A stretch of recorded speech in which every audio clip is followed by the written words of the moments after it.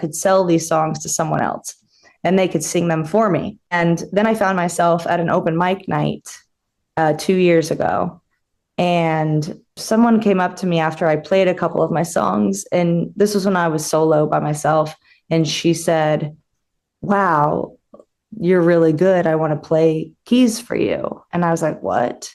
I was like, I don't have a singer. She's like, you're the singer. This album, which I'm working on right now. I have one album out and it's such a distinct departure from the old album. And I love that so much. The music is different. The instrumentals are different. The vibe is different. The message is different. The energy is different. So, and it really just reflects like what happened to me as a person. I was going to figure out finally at 35 how to never, well, I guess I was 34 at the time, how to never be in that situation ever again. Need to hear stories that they resonate with and experiences that they've been through. I hear people tell me all the time, they DM me the sweetest and deepest, craziest things that have happened to them. And they say like, that happened to me and I really resonate with your song. So people need that too.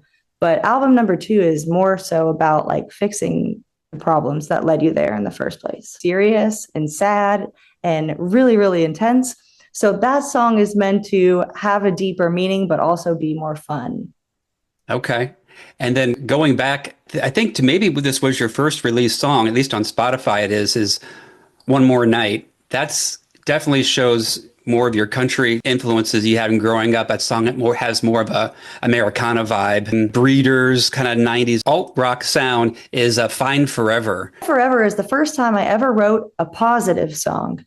Like it's about hard things, but the message overall is positive. And I've never done that before. So that's part of the new album as well.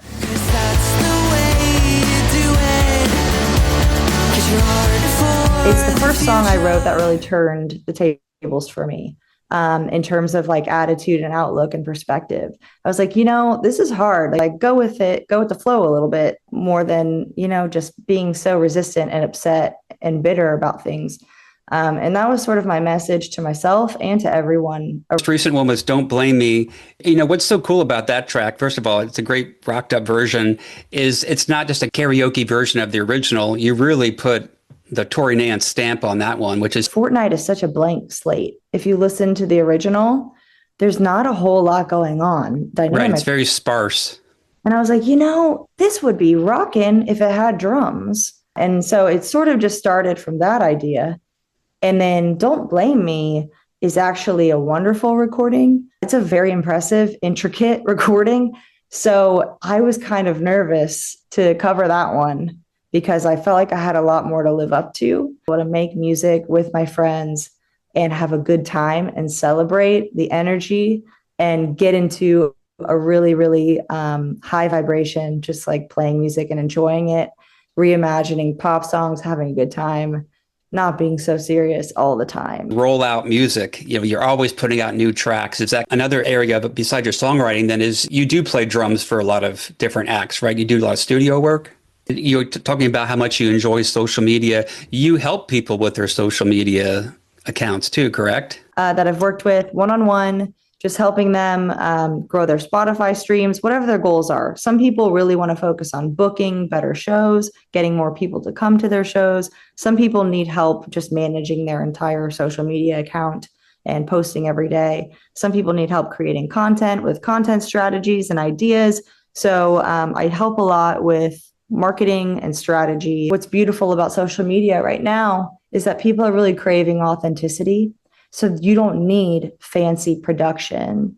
It's cool hearing artists such as yourself doing these like creative things to lift all the boats. What's that phrase? Like the studio where we recorded it, and you can see when I'm singing it. So do you want to know the whole story? I was never on social media. Like 2 years ago, I really was hardly ever on any socials at all. Maybe I popped onto Instagram once every 3 or 4 months. And so people that knew me from the past are really shocked to see me on the internet all the time. But I've gotten used to it. I've become kind of addicted to it a little bit. I love it. Most artists don't like making content. I love doing it. I would do it every day, like for a living if I could. Well, we just kicked off the episode with your latest song, Someone I Made Up. That's maybe my favorite song of yours, or it's definitely up there. I mean, it's one of your best songs. It's such a great rockin' tune. I feel like I sang that song with my whole chest. Thanks again to Tori for appearing on the show. Really enjoyed the chat. Songs, helping us out with our social media accounts, and even helping to create new ways for artists to collaborate with each other. That's a real team player approach. She's one of the good ones.